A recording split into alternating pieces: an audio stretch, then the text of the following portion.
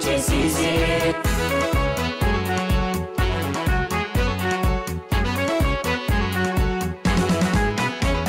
Imala misoma, imama tagari, jalala tukuma, misoma firiri, hiyuma hiwaru, sena kijijiri, tabinya umama, dinagde ijari, gada jijirama, hukkan sadambobu, gudina biyati, misoma golabu, dada dinawara, dinagde utubu, roga binyol kabe, kan sena katabu, haron chalu, chali dan diwanci, chalake karoma, kambadaf kamoji.